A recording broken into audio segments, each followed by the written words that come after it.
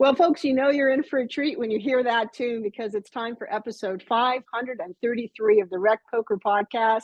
This is our chats edition, and we also have a forums edition every week where we just talk strategy.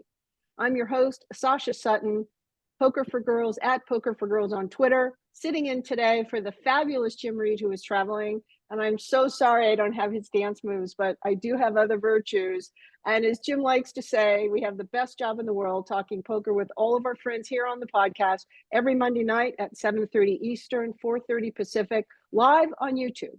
So feel free to join us and even win a prize. All right, so we're going to be talking to our guest, Matt Savage, in just a minute.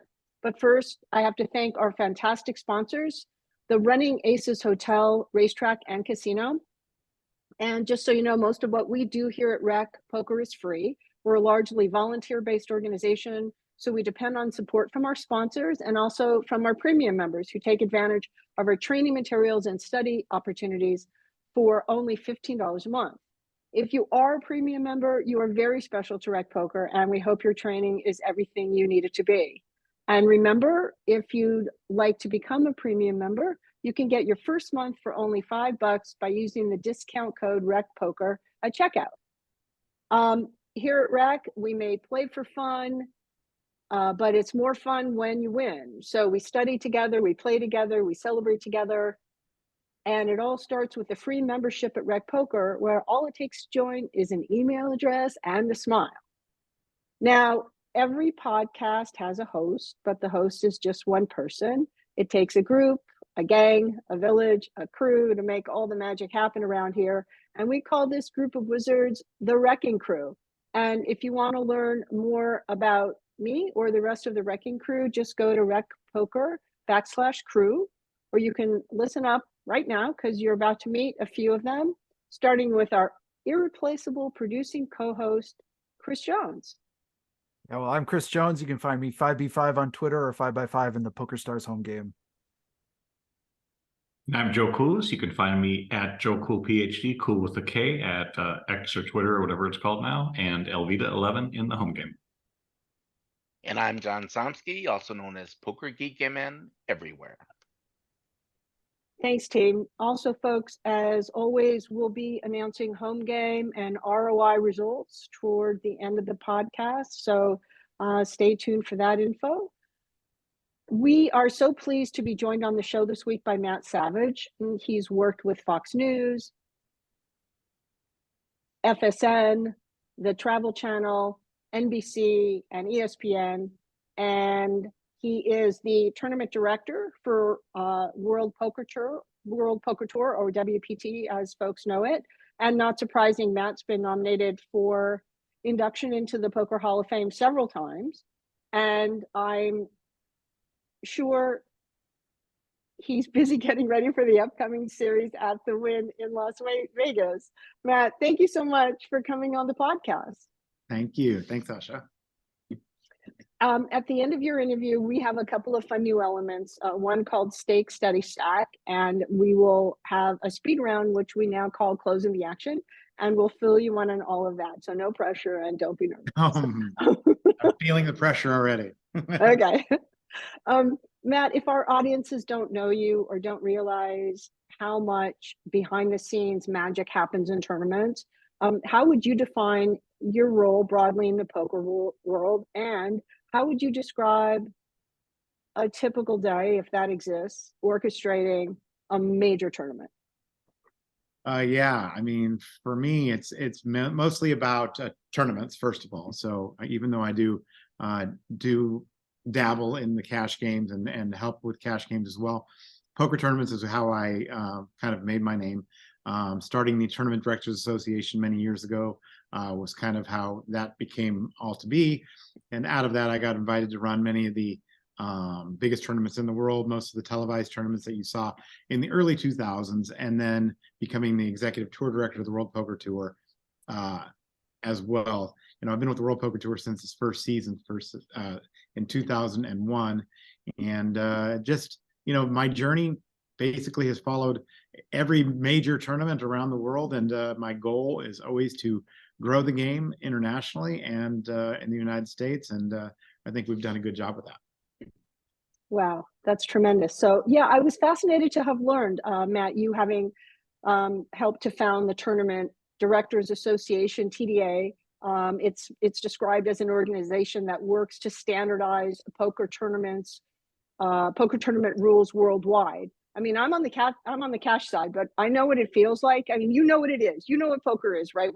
It's amazing that we all come together and A, don't kill each other, and B, don't kill each other, right? Because there's like rules in place and stuff that happens on the cash side or on the tournament side. But all the way back in 2001, what was the genesis? What was the origin of TDA? Like, what were you feeling, and what needed the idea that there's a set structure that folks that's enforced in all the best ways? Talk about that a little bit. Yeah, basically, when I was back then, I was playing a lot of tournaments around the Bay Area from Northern California, and everywhere you went, the rules were different. And I thought really there was something needed to be done. It had never really been tried to have the rules standardized for tournament poker. So I went out and walked into Binion's Horseshoe for the very first time in 2001 and said, hey, I talked to the tournament director. I said, we need to standardize the rules. I knew it was the biggest tournament at the time, and it was the biggest thing that was going. So the tournament director at the time basically said,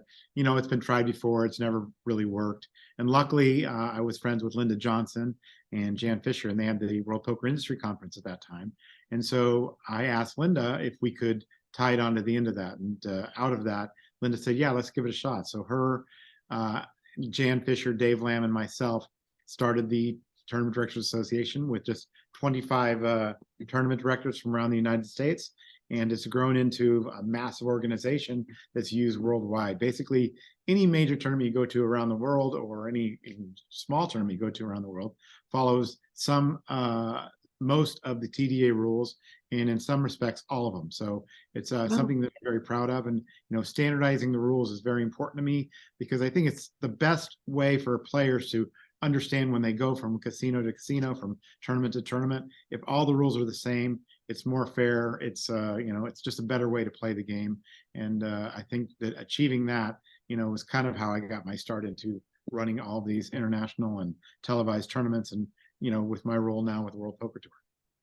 Matt, what was your sense of what was happening, when you went to Binion's and say, hey, let's put some structure around this? What was your sense of what it was before TDA and before something formalized? What was going wrong? What was harder for players? What was your perception at that time? Yeah, I mean, there was even the basic rules of poker tournaments. When you went to different places, they were different, and if you're making decisions based on the rules and you don't know the rules when you go into those casinos, it's really unfair for the players. I stress all the time to poker players, professionals and amateurs, to learn the rules. And, it really could be $1 million decision. Like I said, upcoming at the Win, we have this tournament with a $40 million guarantee. You're not going to go in there if you don't know the rules and make a mistake that literally could cost you millions of dollars. So I think it's so important that people of all skill levels learn the rules. And we have it at pokertda.com, so when you go from place to place, you just ask, are you using TDA rules? And if you are, you know what the rules are. So give for our members and listeners who may be absolutely brand new to poker, or brand new to tournaments, or just started playing in home games, or fantasizing about being in one of these beautiful Win experiences someday, what's a mistake that can happen for folks who are just starting out or not familiar with guidelines? Can you give us a sense of a mistake or two that typically happens? Yeah, the one that comes across the most is like a raising. A lot of people come out of home games and they say, they might say something like, I call and I raise you 300. Well, you can't do that anymore. We kind of took that out. That was one of the things that, Linda and I argued about. Like, there's just certain rules and language in poker that you can use. And then, there are words like call, raise, ante, simple things like that. If you make a mistake and you say, I call and raise you, what happens first is what we do is we say, you've called, because you said call first, in your sentence. So it's something like that could really cost you. And it could be a string raise, meaning that you didn't put all of the raise amount in at the same time. A lot of times you see in the movies, they will raise and they'll be putting money in like this. We can't do that anymore. And that was one of the first things that we stepped up and said, we need a rule written in place for that. So people can't do that anymore. And it puts themselves in an awkward position when you come into a place for the very first time and you don't know those rules. You might make yourself, feel uncomfortable, embarrassed. Maybe you don't feel like it's for you if you go in there and you don't know the rules. So that's what I really strongly encourage people to learn the rules before they come into the poker room for the first time. And, hopefully you are able to let somebody know when you walk into that room for the very first time that it's your first time there, and they will help you, they'll guide you. And, they want to keep you as a player and keep you as a happy customer. So hopefully you can find that in most every venue you go to around the world. That's a fantastic explanation. Thank you, Matt. When things go wrong in real time, and the quote floor is called, is that you? Oh yeah, that's me. That's me for the last 20 too many years. The last 27 years. Okay, so help our audience understand why the floor quote might be called, and then what happens next. A lot of times I'll go to the table and they will ask, the player will have a dispute with the dealer, maybe with another player. They don't understand why the dealer might have said something or another player might have called for the floor because you've done something incorrectly.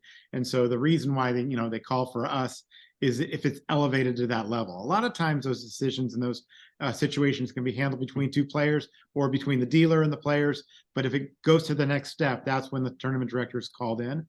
Sometimes it's maybe an assistant tournament director or a floor person.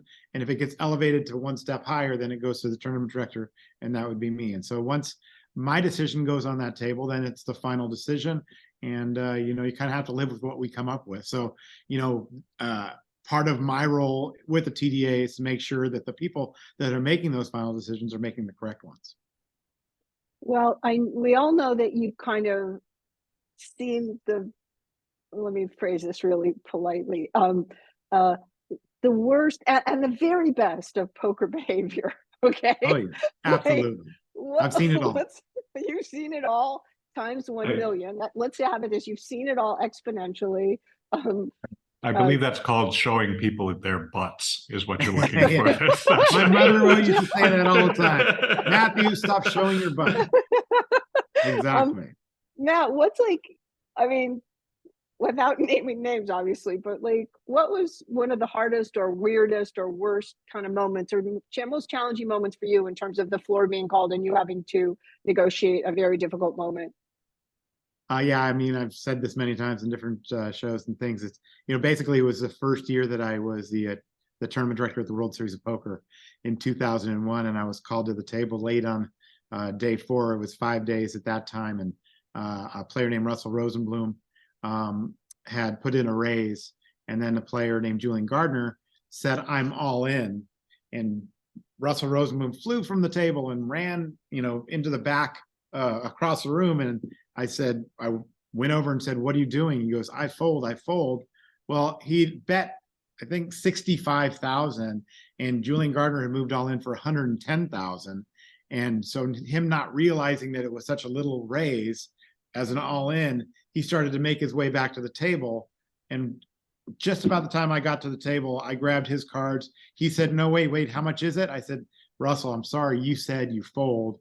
And so I folded his hand. And, just because of that, he could have eliminated Julian Gardner, and it ended up that Julian finished second in that tournament for 1.1 million. Luckily for Russell, he did make a comeback. He didn't let it bother him. He actually finished at the final table as well, and also made, I think, 550,000 in that tournament as well. So it was just one of those very tough decisions early in my, major tournament career that could have made a difference. And a writer named Jesse May out of England said that he knew at that time that I had earned my spot as a tournament director of the biggest tournaments in the world. Wow, that's amazing. That's an amazing story. Thank you for sharing that. You've seen this evolution, right, from just when tournaments start, when the World Series started, and kind of more modest, intimate affair back in the day, and then televised poker and hole cards and all of it.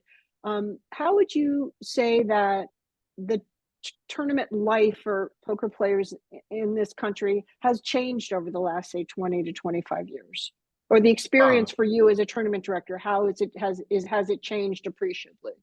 Oh yeah, it's changed so much. I mean, the fields are so much bigger. Back when I started back then, the main event drew 613 players the first year. We thought that was the biggest thing ever. So, now, we're having this tournament with a $40 million guarantee at the win coming up. So, it's gotten so much bigger. And, I always say that the poker needs to be much more inclusive. I'd love to see, of course, more women playing the game, but just a field of international players that come in to play these major events. It just shows you how much has changed, and the rules have changed, the game has changed. That people are way more studied now. But there's still a lot of recreational players that come in and play as well. So I think the game is for everybody. I've always thought that way is true, and I always feel like anybody can win if you've got somebody that's playing these major events.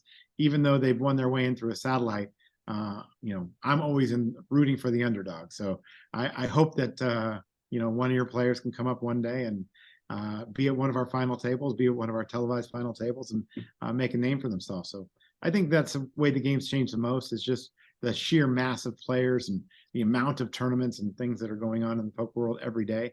You can basically find something going on around the world on a day-to-day basis. So it's just grown so much. Yeah, I hear you. Chris, question? Well, Matt, you mentioned the tournament with the $40 million guarantee.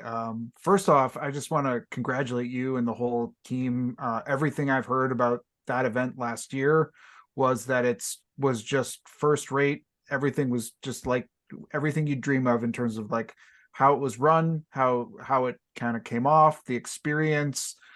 And I guess just for our listeners who maybe are more, we have more recreational listeners, tell us a little bit about what's coming this year and why a recreational player might want to take their shot at the WPT in Vegas coming up. Definitely come to this Win Festival, even if it's your first time playing a tournament, because not only is there, the $1,100 $5 million guarantee, so that's a, kind of a level that people aspire to, but we're having satellites for that. So, you can get in for as little as $100 into one of these big tournaments. There's a festival that starts with a $600 buy-in and a $1 million guarantee. So that's going to be a huge event to start the festival. But, during that time, there's small limit cash games. We have the premier meetup game where you can meet a lot of poker superstars on December 1st. So, there's a way to get in for that. And I'm sure that we'll have an opportunity for some of your listeners to play in that and meet Brad and Andrew and a lot of the people that they may watch on these live streams. But there's just so many different people to meet and see. And of course, if one of your listeners comes to me and says, hey, I'm new to the game or whatever, I'm happy to show them around, give them a tour, have them meet Vince Van Patten, Tony Dunst, Phil Ivey. I'll introduce them to anybody that I could see around in the room, and happy to do that, because I think it's those kind of experiences that people will remember forever and make them maybe a lifelong poker player. So I've always thought it's important to treat everybody the same, whether it is, a Phil Ivey or a Phil Hellmuth or Daniel Negreanu or a first-time player, because if you don't do that, they don't get that kind of feeling or experience that they belong. And I want everybody to belong when they come into a poker room, and I think that that's very important. And so I think this Win Festival is a great way to see it. The room is just massive, but it's amazing, and the pictures of the past champions and all the things that we do on the World Poker Tour really makes it exciting for everybody. And again, if you have any questions, come find me. I'll be on the floor. I'll be out there, and I'm happy to do it, because like I said, it's an experience you'll never get when you walk into that poker room. I promise you. Joe?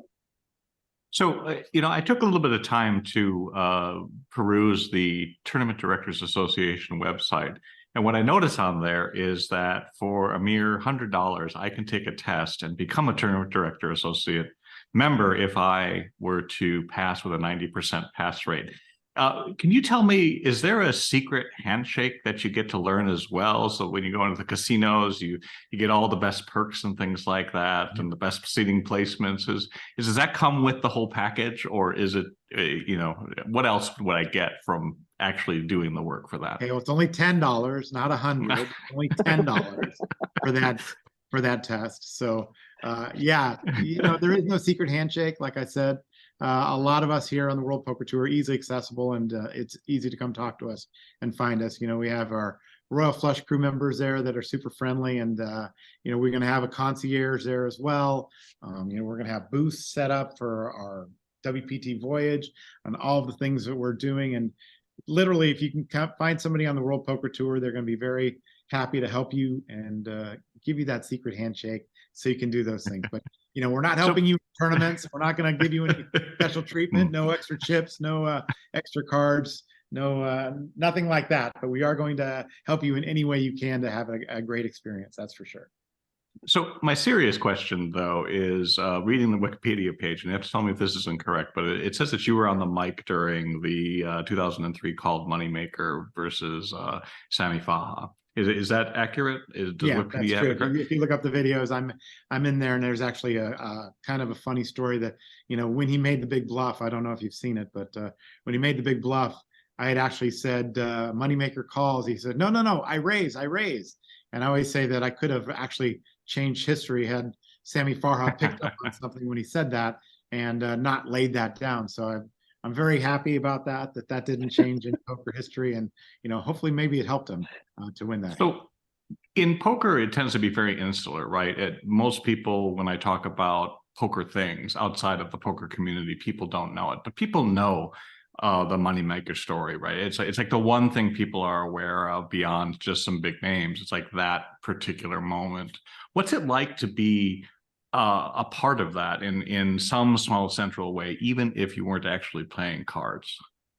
It actually had a feeling of a time that was going to change. It was like what we called it was a perfect storm, because we had online poker coming in, we had televised poker, and of course the name Moneymaker and the charismatic way that he won that tournament and won it for such a small buy-in, an $86 satellite. It's something that, like, you had the feeling that it was going to be big for the game. And you didn't have a feeling it was going to be that big, because the very next year when I ran the World Series, we had 2,538 players, which we weren't prepared for on 81 tables. And it was like one of those things that we just knew was going to be bigger. We knew it was going to make a big impact, and it surely did. And many people still to this day say the Moneymaker effect is the reason that they got into the game, and that's why they're still playing today. So it was an exciting time. It was fun to be there. It's a moment that I'll never forget.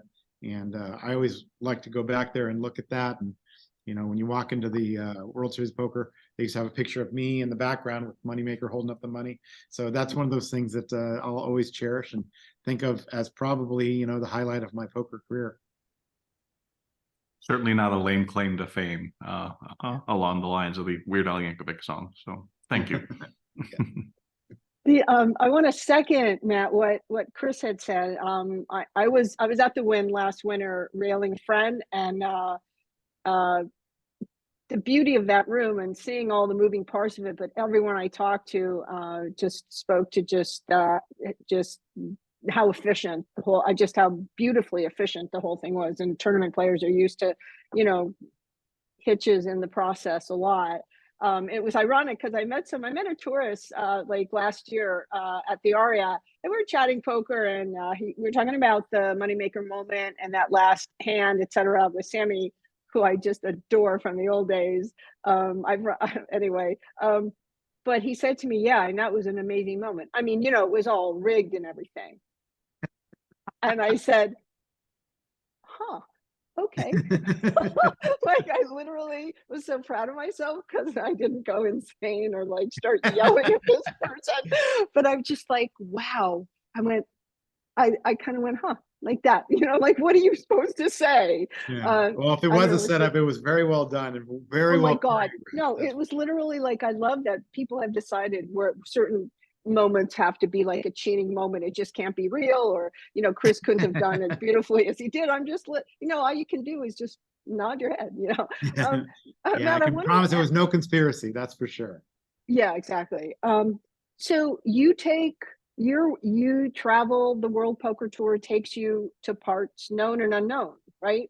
You're Absolutely, a tournament director in lots of different Yeah, talk about a little bit about what your experiences, your experience of being a tournament in other countries, other casinos, other cultures. Talk about that a little bit. Yeah, I'm lucky to have seen, my wife and I were just talking about that. We've been to 49 countries. Wow. Most of those have been poker because of poker. Very recently, we just spent time in Spain and Madrid. We were in Liechtenstein. We've been in Korea, Japan, all over the world. Monte Carlo, we got to end up getting married in Monte Carlo. We've been to six continents now. So it's really become a global game. And the World Poker Tour, what I like to say is we put the world in the World Poker Tour.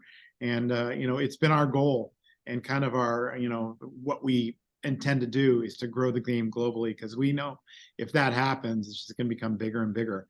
And, part of that is, trying to get that culmination at our championship event and, just get people to come in and enjoy what we're doing and, putting a global footprint on everything we do. Nice. We have a question from Chris. Yeah, Matt, one of the things that's just going on in the poker space, in the poker world, and I think I'd be remiss if I didn't ask you about it. As technology is accelerating, there's all these wonderful tools for studying that give you some real-time sort of options and answers and possible solutions to how you might best approach a spot. They're getting so good and so fast and so available that you can have them on a phone at any one time. And I'm just curious about, where the TDA is in thinking about, and where you don't have to speak for the whole, but where you're at maybe in thinking about what is the role and space where we want players to be able to be comfortable to show up at a game, just check their phone when they're not in a hand, versus trying to figure out, do we need to do anything about this to protect the security of the game? I'm just curious about your thoughts on it. We've definitely spoken about this, and there was a time where the TDA was going to set a rule: no cell phones at the table, and we just knew that I knew at the time that it was never going to happen. We're going in a different direction technology wise, and people are so addicted to their phone, myself included, unfortunately. It's one of those things that I just knew was never going to be possible. But at the same time, you need to protect players, and there are certain aspects of the security that we've tried to set up. We aren't allowing people to use the charts at the table and those type of things, learning devices, or special glasses or anything like that. We don't want anything like that to happen in the game. But in some respects, we have to respect people's privacy as well. So there's that aspect as well. It's one of those things that we need to definitely keep our mind and focus on. And I'm sure that we will bring it up again at the next TDA summit, because it's going to come up every single time from here on out. But yeah, definitely, it's something that we're aware of, something that we're focused on. And again, for us, it's most important that people have an enjoyable experience and are able to do that without having to worry about people cheating in those things. So, it's one of those things that we'll always keep an eye on. Matt, for someone like you with first of all, I just want to say parenthetically, thank you so much I really deeply appreciate your humility. I really do. I live in Vegas and I meet a lot of poker players, and I love the humble folk are my favorite people. So, but I deeply appreciate your interest in growing the game and the ways that you've articulated that, and also your shout out for any of RecPoker members and beginning players to that you're approachable in tournaments, and there's a lot to learn. And I really, really appreciate everything you've said today. Is there one area where you feel like after all these years, after all these games, after all these temper tantrums in real time from players and all the countries you've traveled, is there one thing that still is hard for you in your life as a tournament director, that is still a challenge for you, is something that still scares you or unnerves you or something in the course of your work? Not when it comes to poker tournaments, but what I guess unnerves me is that I'm a little too focused on answering everybody all the time, and it's one of those things that unfortunately it takes up so much time. I'm pretty much a 24/7 resource for people that are trying to learn rules or trying to, ask questions. I have people texting me and emailing me, and sometimes it takes me a little bit of time to get back to those things, but I try and do it in a timely fashion. But because I think it's important for people that are trying to learn the game to do those things, and it has opened a lot of opportunities for me. I'm not going to lie. Being that resource for everybody has opened opportunities for me to be, at the pinnacle of people asking these questions. So, that does bring a little bit of pride as well. But I think the biggest, issue or problem that I have is having to maintain that over so many years to keep answering these questions and, taking time away from my wife, my family, and things like that. It becomes a little more difficult, but, I try to do my best, and I always make that promise that I will try and answer everybody's questions that they might have. Luckily, since the TDA, it's kind of a resource where people can go and look and see those things. So they have diminished a bit, but I'm still there for others and other TDs that are friends of mine and other, poker dealers and players and things like that. It's kind of a time drag. That's the only thing that I would say I don't regret, but at the same time, I might look back someday and say, wow, I did all of that and answered all of those things for so many years, and I may have missed something. That's what my biggest fear. Wow, that's a great answer. I know on the cash side, I know in my own training, I've worked on allowing stuff to get weird up to a certain point, right? So you can't, in a healthy way, react. I don't even think it's just for cash players, but for everybody. You can't be reacting to everything. It's an amazing organism, a poker game, but there's 7, 8, or 9 people and 7 or 8 or 9 egos involved in all of that. And I know for myself, I've had to learn how to, again, there's a line for me, and whether I need to call the floor or I need to leave the table or whatever it is. In your case, there have been some really extreme moments in the World Series, for example, or with WPT. What are, I know that there's general guidelines in terms of how aggressive people can get verbally or physically or whatever, but when there are really extreme temper tantrums in a tournament context, or the language gets vicious, or what happens there? I mean, how do you respond, or how do folks in your chain of command respond, or how did that get monitored and responded to? I love it. Or sanctioned or not sanctioned. I've always been curious about that, because the last couple of years there have been some very extreme moments, at least at the World Series. Yeah, I mean, I think that that's been my strongest suit, is being able to diffuse the situations or being able to listen.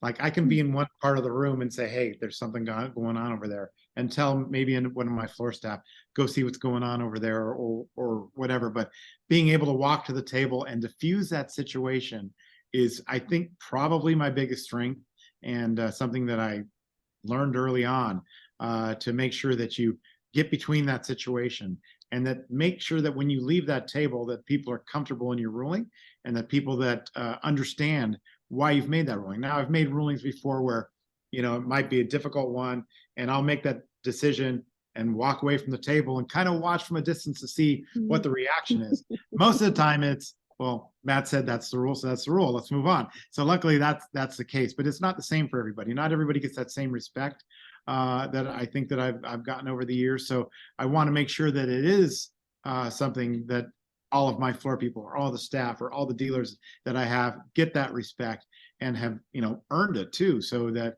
they are making the correct decisions. So, I've had to overrule some of my floor people sometimes, and I hate to do that, but at the same time, if they've made the incorrect one, I want to make sure that it's right. And at the same time, teaching them so that they can do the right thing for the future. But yeah, I think diffusing situations like that is my strongest strength. Can you give us an example of like an overruling? Just something that they may have ruled incorrectly. Maybe they said a player may have said something like, I'm all in, or are you all in, or something like that. And so the way it reads, the rule reads that if you say all in when the action is on yourself, you must do that action. So sometimes the floor may be a little overzealous and say, okay, now you're all in, but then you have to go back to the table and say, no, I asked are you all in? And then I'll have to let that player take the chips back and let them, carry on, but warn them that if they do that if I'm not on the floor to overrule that, they're going to be all in next time. So be careful about what you say, especially when the action's on you. Something like that has happened a few times in my career, that's for sure. Wow. And are you seeing, is it, Matt, for you, is the TDA came into the world when there was nothing, and TDA created this structure around tournaments. And now you've had, from 2000, 22 years of TDA's influence. Are you seeing the set of tournament rules and regulations and structure and everything that happens in tournaments constantly evolving? Is that structure constantly amending? Would you like to see changes? Is it a constant conversation? We meet every 2 years and at annual summit, and I would just love to have somebody from RecPoker come and see how that process works. But basically, it is a amending of the rules that we already have in place, and it's a adding rules if we need to. Sometimes we eliminate rules. Rule that was eliminated recently was the big blind ante. A lot of people think it should be ante first. Like myself, a lot of people feel like it should be big blind first. And so since we couldn't get a 100% agreement or even a decent number agreement, we eliminated it from the TDA. But the way it generally works is somebody brings up a rule, we discuss it. If a big majority feel like that it should be a rule, what we'll do is we'll take down, by a show of hands. If it's like 90%, we'll say, okay, can the other 10% of you live with the rule that way, just for the interest of standardization? A lot of times there may be a rule that I don't maybe necessarily agree with, that I will go along with if it's for the good of the game, if it's for the good of standardization and everybody else agrees on it. So it's something like that has happened in the past, and that's how we come up with the standard rules for the TDA. It means that everybody in that room has agreed on it, and we have some of the best minds in the industry there every other year. So I feel like it's a good process, and it has worked over time, and I think it'll continue to work. And so, like I said, I reach out to people, to players, to other tournament directors, to people, to get them to come to these things. So they are setting the rules as we will use around the world going forward. Do we have a question from Joe Coolis? Yeah, so I've been involved in rulemaking committees before. Would you say that there's more tension involved in the rulemaking committees that you see or the poker tables that you see? Because I would actually put it on the rulemaking committees, to be honest. I think it would probably be the other. It's like one of those things where you get to the table sometimes and there's a lot of argument, a lot of discussion, and they say, I know the rule. And then, basically you have to go up there and be the arbiter of which way it goes. So, sometimes there's a lot of tension. Sometimes people think they're taking angle shots, and, basically for the majority of the time, the rules are in place. So people aren't shooting angles. That's what I want to protect against more than anything else, is somebody, taking a shot or making, maybe even a rule that is in place.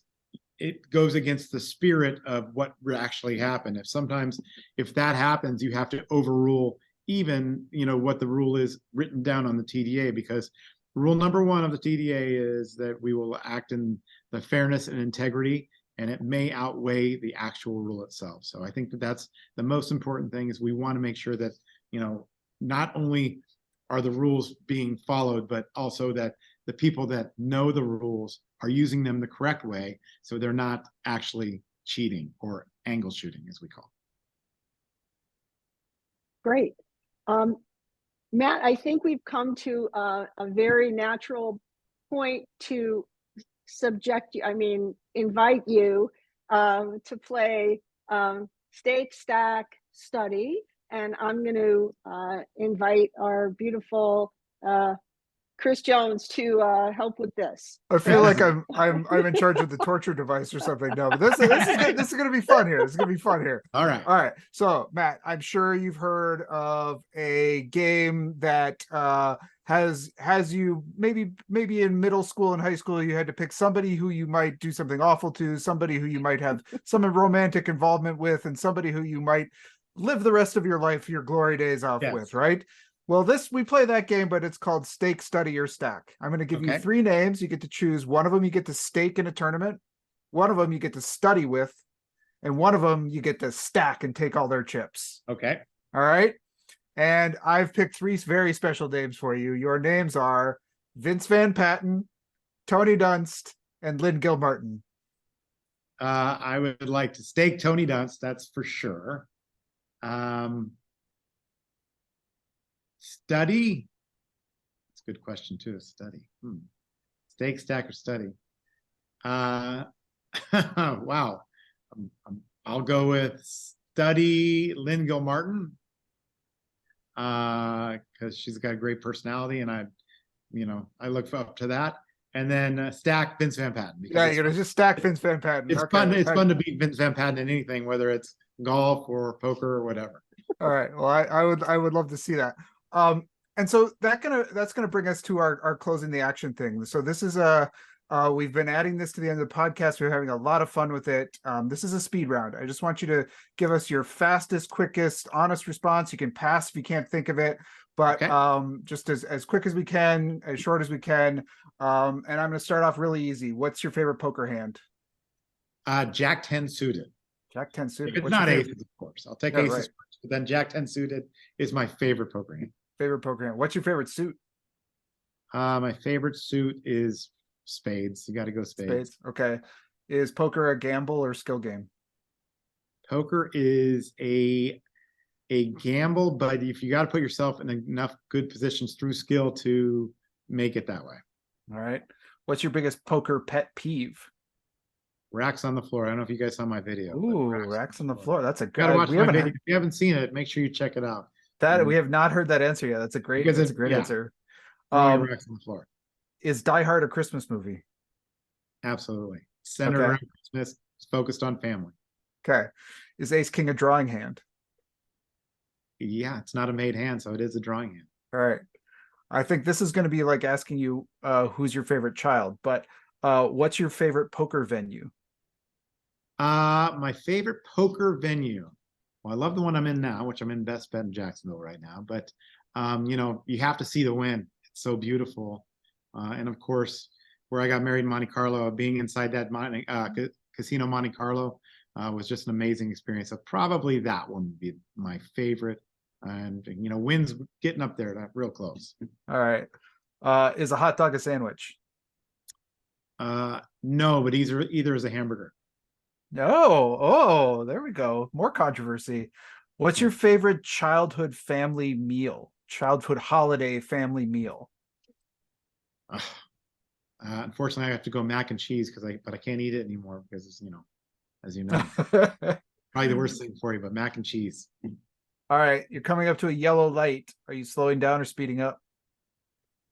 I am slowing down, but I also time the greens because they have those things on the countdown on the crosswalk. So if I see that counting down, I'll speed up to go into the green light. Like it.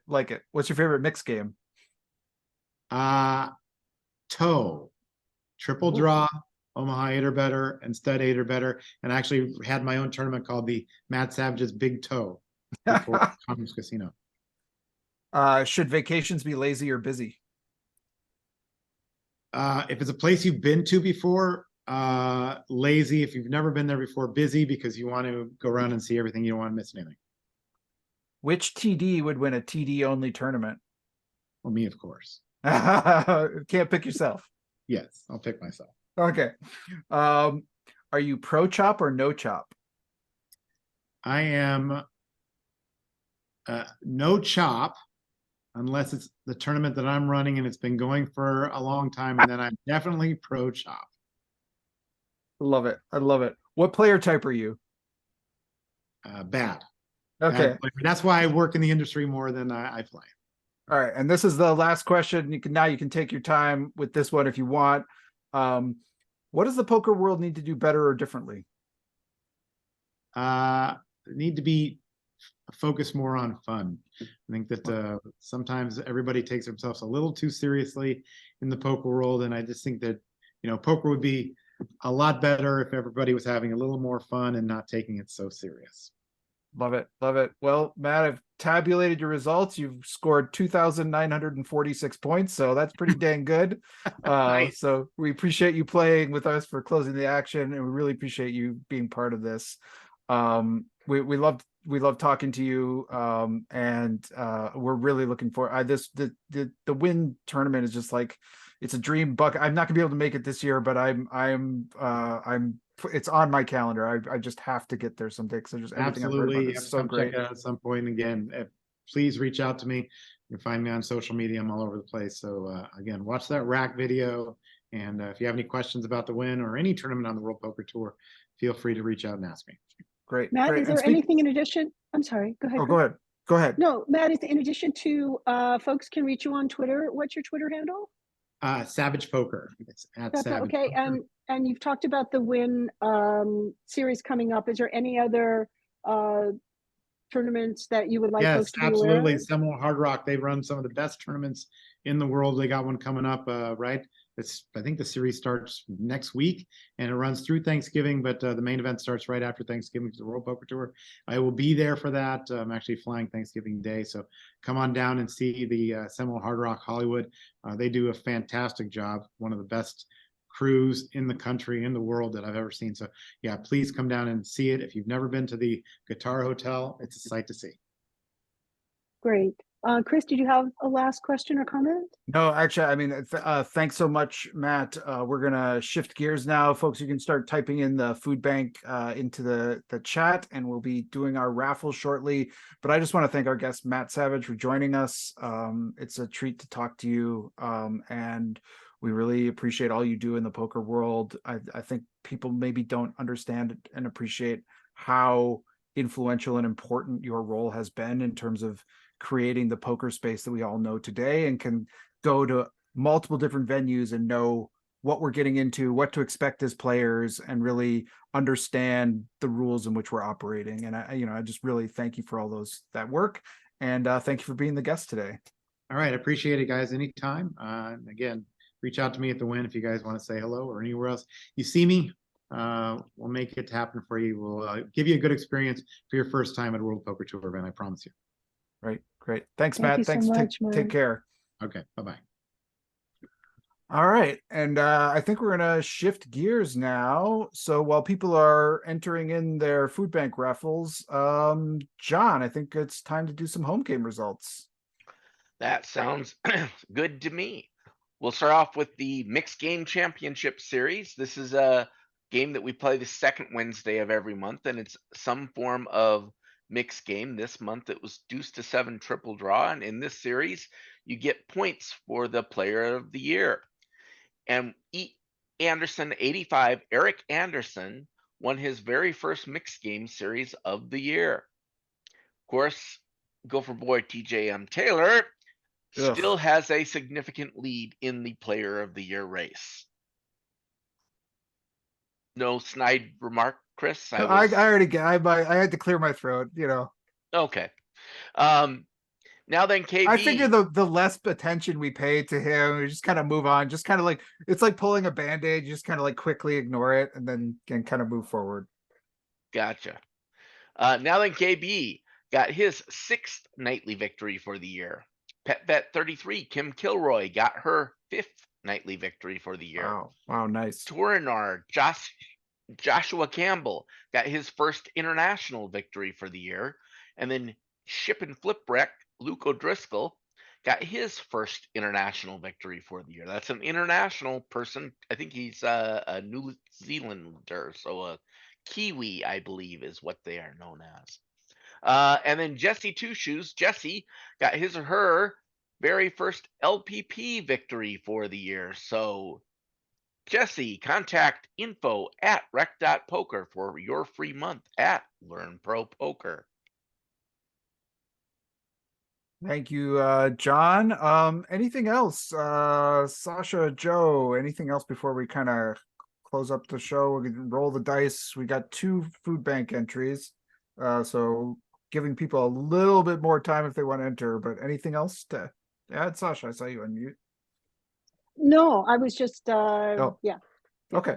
No, I was just the roll the dice thing. I'm excited. All right. Well, I guess I gotta I forgot I gotta call in too. So hold on. Give me Joe, go ahead and say something. You're something looking clever. awful good at doing the dice rolling there, Thanks. Chris. Thanks Something so clever. much. I don't know. Appreciate I can say, that we are having, hopefully people have taken the time to view some of the PsyOps videos.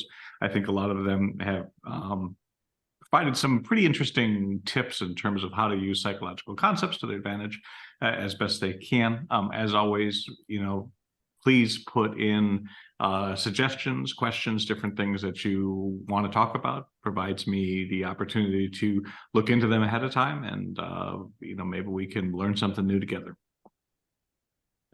All right, I am seeing 3 names that have typed food bank in the chat: the RRCCC, K Poker Wannabe, and Claudia B. So with those 3, I'm going to give 1, 2, 3, and then 4, 5, 6. So Well, how about, do you have a 4-sided? I do have a 4-sided. Yeah, why don't you, Sasha, for doing such a great job hosting today, why don't you pick a number between 1 and 4? Wow. Okay. A lot of pressure. Yeah. This is only 4 of them. Yeah. I like 2. I like 2. Okay. 2. So okay. any 2s will be $20 to the food bank. All right. Right. Love it. So away we go. It is a 2. Hey, Let's go. $20. Let's go. Okay. No. So- I'm heading right for the craps table. Okay. All right, here we go. I'm going right Let's keep rolling 2s here. It's a 3. So that's going to be RC. So it's K Poker Wannabe. K Poker Wannabe 3? is our winner. What did you roll? A 3? A 3. I have it as Claudia B, right? So Well, no, because RRC two was right. So it goes 1, yeah, 3, 4. okay. Yeah. Gotcha. Okay. Yeah. All right. Well, I think with that, it's time to wrap it up. So I'm gonna. I have a couple of little announcements, Chris. So go for it. Yeah, thanks. So finally, we want to announce the Running Aces Mid-Stakes Poker Tour, which runs from November 30 to December 10. And again, we want to thank the Running Aces Hotel, Racetrack, and Casino for its sponsorship of our podcast. And thanks to our marvelous guest, Matt Savage. And thanks to the RECing Crew members, the YouTube question askers, and our fantastic Rec Poker audience at home. And here comes our fabulous outro music. Thanks, everyone. Run well, and we'll see you next time.